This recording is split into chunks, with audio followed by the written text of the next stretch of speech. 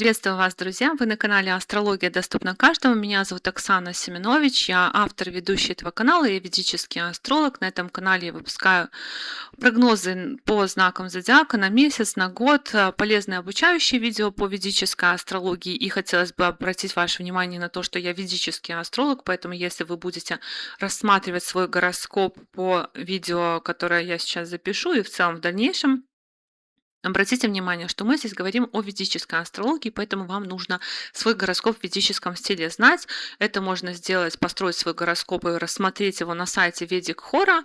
Ссылка у меня всегда есть в описании, в комментариях к этому видео. Но это такая вступительная информация. Сегодня я бы хотела поговорить вот на какую тему. Транзиты на знакомство и начало отношений, и на регистрацию отношений. Очень много информации есть везде, из учебника в учебник, из курса в курс о том, что для того, чтобы какое-то событие произошло, должен быть двойной транзит Сатурна и Юпитера.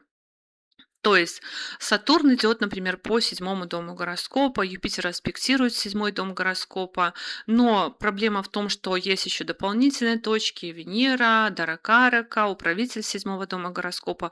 У Сатурна 3 аспекта, у Юпитера 3 аспекта, и получается, что каждый раз, когда Сатурн и Юпитер задевают все эти точки, у нас есть потенциальный период для того, чтобы начинались и регистрировались отношения. Но в действительности это далеко не так.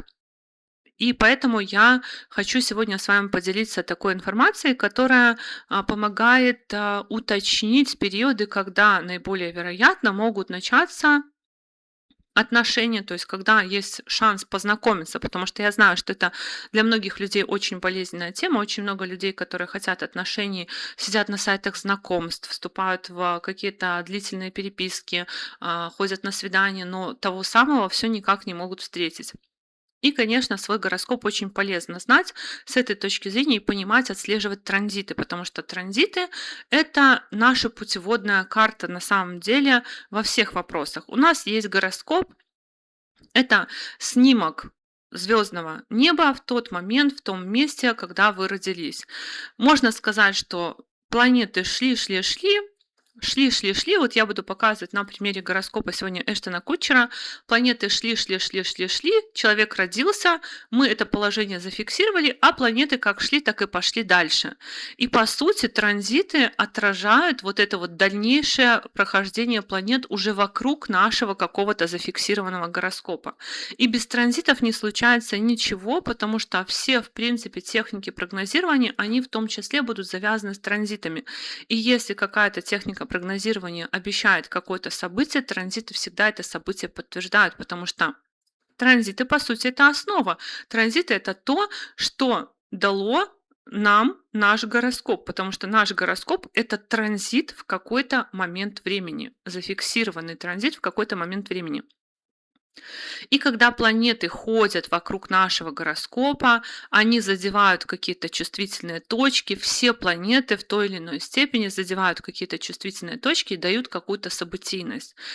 Но я уже эту историю как-то рассказывала в Инстаграме, наверное, писала, я не помню, о том, как определить даже по транзитам, даже не зная основных периодов, что наступает вот этот судьбоносный какой-то этап, судьбоносный какой-то момент в той или иной сфере жизни. У нас есть Солнце. Солнце движется каждый год каким-то цикличным образом, вполне понятным, потому что к Солнцу привязан солнечный зодиак. И есть вот в западной астрологии у нас одни даты, в ведической астрологии даты будут другими, потому что разница у нас в зодиаке примерно в 24 градуса между западной и ведической астрологией. Но я говорю сейчас про ведическую астрологию и про транзиты по ведической астрологии. В принципе, они могут совпадать частично с Они частично могут совпадать с западной астрологией, частично могут не совпадать, но мы ориентируемся сейчас на свой ведический гороскоп. У нас есть Солнце, которое каждый месяц движется по одним и тем же домам из года в год. То есть в определенный месяц оно будет проходить по вашему четвертому дому гороскопа, в определенный месяц будет проходить по вашему пятому дому гороскопа, в определенный месяц будет проходить по вашему десятому дому гороскопа и так далее. Вы даже можете примерно выписать себе любое событие в вашей жизни, любую, вернее, сферу вашей жизни, например, дату, когда вы меняете работу. И вы будете видеть, что работу вы меняете примерно в одни и те же месяцы, допустим, там в июне и в ноябре. И это уже означает, что у вас есть потенциал в следующий раз, когда вы ищете работу, на то, что у вас она поменяется примерно в это же время. Примерно. Это не значит, что прям день в день, месяц в месяц, но примерно в это же время. Точно такая же история происходит у нас с началом и окончанием отношений. Когда вы знакомитесь, это тоже примерно будет происходить, и когда вы расстаетесь, это тоже будет примерно происходить в одно и то же время года. То есть кто-то знакомится всегда осенью, кто-то знакомится всегда весной, кто-то знакомится всегда летом, ну и противоположный будет результат. То есть будет, как правило, две поры года.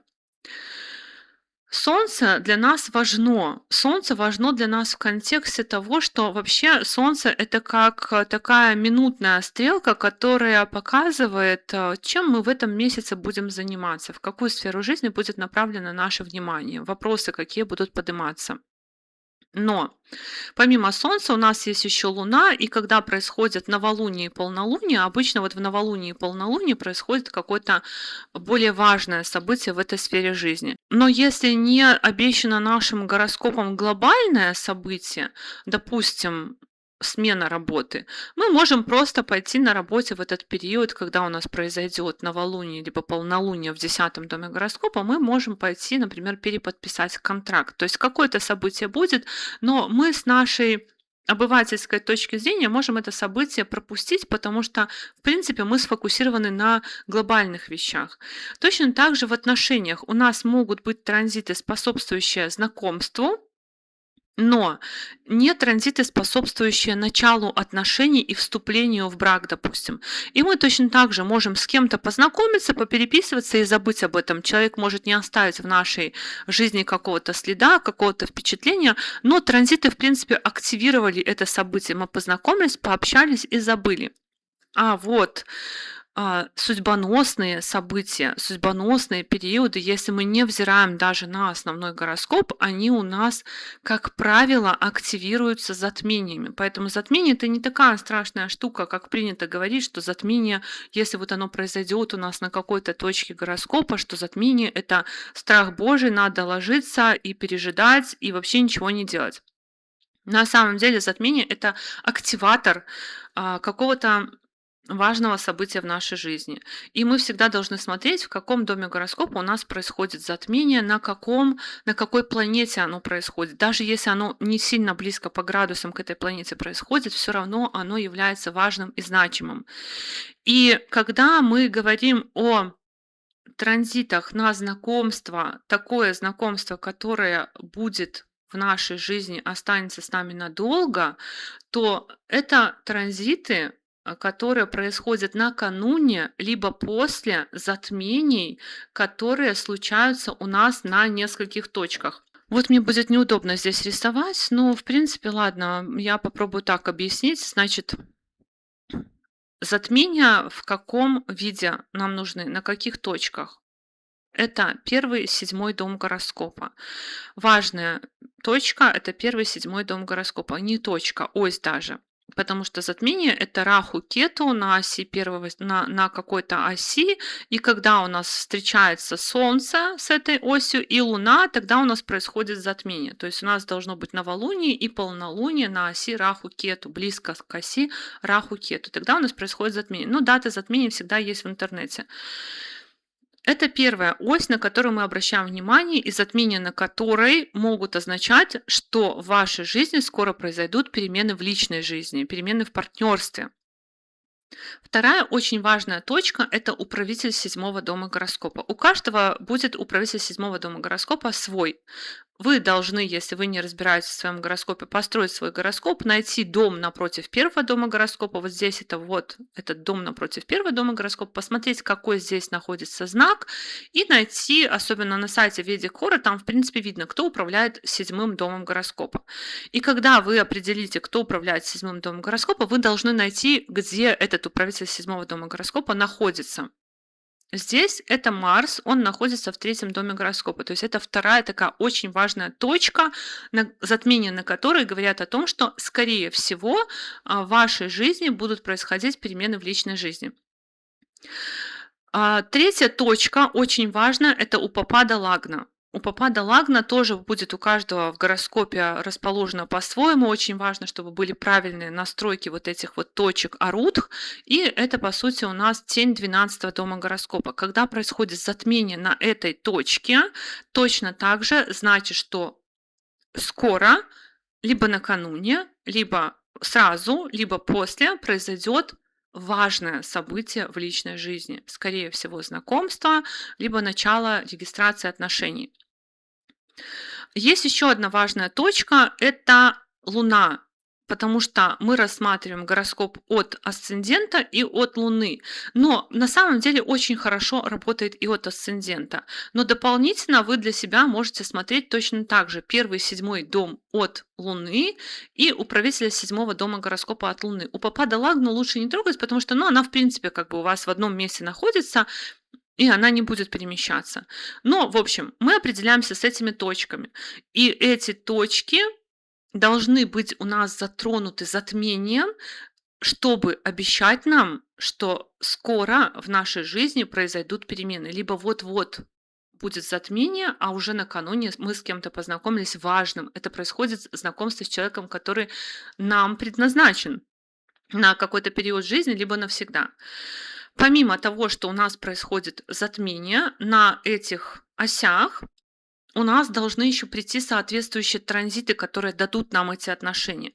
Какие должны быть соответствующие транзиты? Здесь тоже очень важно, поскольку Солнце — это активатор в нашем гороскопе, в транзите той или иной сферы жизни, нам важен транзит Солнца. Вообще нам важны 3 точки в первую очередь. Транзит управителя первого дома гороскопа, потому что это мы сами. Это мы сами там, где мы ходим, там, чем мы занимаемся. Поэтому в контексте управителя первого дома гороскопа мы должны смотреть, куда наш управитель первого дома гороскопа зашел, а с кем мы будем общаться, чем мы будем заниматься. Помимо этого, это управитель седьмого дома гороскопа. Это как раз и есть тот самый партнер, который может дойти до нашего первого дома гороскопа, и таким образом, когда вот это вот активировалась энергия на знакомство, мы с ним познакомимся. То есть мы исследуем управителя первого дома гороскопа, управителя седьмого дома гороскопа и Солнце. И вот на момент знакомства, помимо того, что у нас должно быть что-то рядышком с затмениями, чтобы было знакомство именно судьбоносное. У нас, как правило, Солнце, управитель первого дома гороскопа и управитель седьмого дома гороскопа идут вот по этой дуге. То есть со 2 по 11 дом гороскопа Солнце как бы освещает наш первый дом гороскопа и наш седьмой дом гороскопа. Либо по этой дуге, как правило, идут транзиты с 6 дома гороскопа по 8 дом гороскопа. То есть, когда у нас произошло затмение и пошло Солнце вот так вот, значит, расчехляем свои какие-то инструменты обаяния и идем знакомиться. Скорее всего, мы встретим того самого человека, который нас интересует. Либо когда Солнце вышло из 5 дома гороскопа и пошло с 6 по 8 дом гороскопа, точно так же Солнце, управитель 7 дома гороскопа и управитель 1 дома гороскопа, они чаще всего нам дают вот это знакомство. Но Солнце в 90% случаев будет идти где-то так на знакомство. На регистрацию отношений Солнце, скорее всего, будет идти вот по этой оси. Потому что у нас меняется статус. Когда мы помолвлены, когда мы выходим замуж или женимся, у нас меняется статус, и Солнце будет идти, Солнце, Меркурий, часто Венера идут по вот этим осям с 3 по 5 дом гороскопа, с 11 по 9 дом гороскопа. Но на знакомство вот так. И давайте сейчас Посмотрим на гороскоп Эштона Кутчера. Я даже не буду по периодам рассказывать, только по транзитам. Это транзиты на май 2003. Я поставила рандомную дату, потому что я не знаю точно, когда это было. Это транзит на знакомство Эштона Кутчера с Деми Мур. Обращаем внимание, Солнце у нас идет по первому дому гороскопа, и Раху Кету у нас на оси первого-седьмого дома гороскопа. То есть где-то здесь в этот период происходит затмение на первом и седьмом доме гороскопа. При этом у нас идет Меркурий здесь же, и Венера идет здесь же, как управитель первого дома гороскопа. Марс у нас идет по первому дому от Луны. Марс у нас управляет седьмым домом гороскопа, идет по первому дому от Луны. То есть Солнце в первую очередь, Венера, как управитель всего гороскопа, идут по этой оси. И Марс, по сути, идет точно так же по этой оси, только от Луны. И при этом затмение у нас на оси первого-седьмого дома гороскопа. Это период, когда произошло судьбоносное знакомство, которое привело в дальнейшем к браку. Теперь давайте посмотрим транзит на февраль 2005 года. Тоже я оставлю рандомную дату, потому что там сильно транзиты не поменяются, но февраль 2005 года. Февраль 2005 года это уже другая история, потому что здесь идет Венера, Солнце и Меркурий по 10 дому гороскопа. У человека поменялся статус. При этом Марс, управитель 7 дома гороскопа, идет у нас все равно по оси с 6 по 8 дом гороскопа. А вот свадьба была 24 сентября 2005 года. И что мы видим?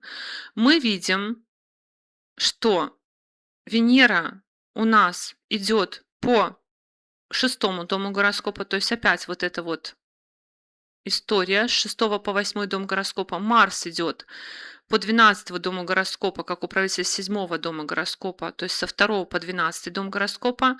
Солнце, Меркурий идут по вот этой вот дуге.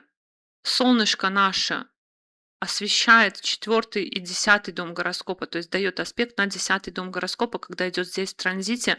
И ошибочно думать, что оно должно идти именно по 4 дому гороскопа, потому что Солнце может идти по этой дуге, когда регистрируются отношения, и по вот этой вот дуге, когда начинаются отношения, когда происходит знакомство. Но для того, чтобы произошла судьбоносная встреча, у нас сначала происходит затмение. И на знакомство с Деми Мур у нас сначала было затмение, которое обозначило, что в 7 доме гороскопа будут происходить перемены, и потом он познакомился с Деми Мур вот прям вот как раз-таки в районе затмения. Это транзиты на 15 января 2012 года. По некоторым источникам это период, когда Эштон Кутчер и Мила Кунис воссоединились и стали парой. Они были знакомы очень давно, еще с 14-летнего возраста Милы Кунис, но они не были в отношениях, а в этот период они вступили в отношения. И обратите внимание, что опять эта ось 1.7 у нас активирована через Раху и Кету. И они объявили себя парой. Здесь у нас Солнце и Венера идут рядышком с 10 домом гороскопа. То есть не где-нибудь здесь, потому что это объявление о том, что они пара, они, в общем-то, уже официально вступили в отношения. Это транзиты на помолвку с Милой Кунис. И что интересно, обратите внимание, это был февраль 2014 года, а с Деми Мур Эштон Кутчер помолвился в феврале 2005 года. О чем я и говорила, что в принципе примерно одно и то же время будет у нас на какие-то значимые события. Почему? Смотрите, Солнце и Меркурий опять идут по 10 дому гороскопа и освещают тему статуса человека. Марс у нас идет по оси от 6 до 8 дома гороскопа, то есть, по сути, управитель 7 дома гороскопа практически вернулся. И Венера точно так же идет у нас здесь же. Но Солнце и Меркурий говорят о том, что это будет статус браки. И при этом Раху и Кету у нас затмение на Упапада Лагни. То есть это период, когда была помолвка. А вот это транзиты на брак, официальный брак с Милой Кунис. И что мы здесь видим? Транзиты на официальный брак с Милой Кунис. Во-первых, мы видим, что Марс, Солнце, Меркурий идут опять, то есть солнышко идет опять по этой оси. В том числе Марс, как управитель седьмого дома гороскопа, тоже идет по этой оси. Юпитер и Венера идут у нас по седьмому дому гороскопа и по управителю седьмого дома гороскопа. То есть идут по управителю седьмого дома гороскопа и по седьмому дому гороскопа от Луны. Тоже точно так же можно сказать, что здесь бы работала ось, но в принципе Марс, Солнце, как управитель седьмого дома и Солнышко, в принципе, идут по этой оси и точно так же освещают тему личной жизни человека в данном периоде. И мы помним, что накануне у него была помолвка, когда затмение было на Упапада Лагне. То есть сначала мы, в принципе, ждем, когда у нас будет важное затмение на Упапада Лагне, на первом-седьмом доме гороскопа, на управителя седьмого дома гороскопа. Это предвестники. Ну, либо когда мы видим, что уже вот скоро-скоро это затмение произойдет, и смотрим, какие у нас транзиты идут. Если у нас идут транзиты от 2 по 12 дом гороскопа, управителя первого, управителя седьмого дома гороскопа Солнца, скорее всего, в этот период вы можете познакомиться, либо от 6 до 8 дома гороскопа те же самые точки.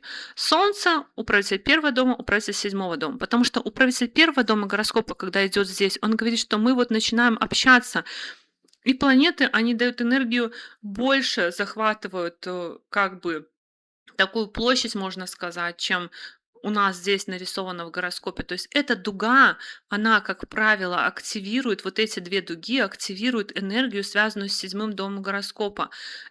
И мы в первую очередь на это ориентируемся. То есть сначала на затмение ориентируемся, а потом сюда. Конечно, можно еще сюда добавлять двойной транзит Сатурна и Юпитера, но двойной транзит Сатурна и Юпитера может работать от Лагны, от Луны, плюс у них много аспектов, плюс они могут идти по Венере, по Даракарике, по управителю седьмого дома гороскопа, и поэтому такое ощущение, что, конечно, это очень легко, но на самом деле у вас будет очень большое окно вероятности, если мы будем все это учитывать.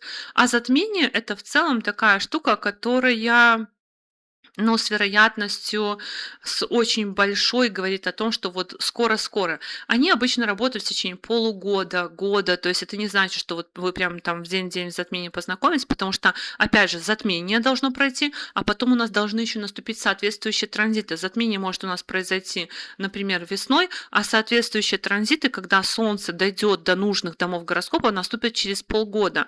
И только тогда мы познакомимся. Но важно понимать, что это должно работать в связке. Надеюсь, это видео будет вам интересным. Не забывайте поддерживать канал, оставляйте ваши комментарии. И до новых встреч. Пока-пока.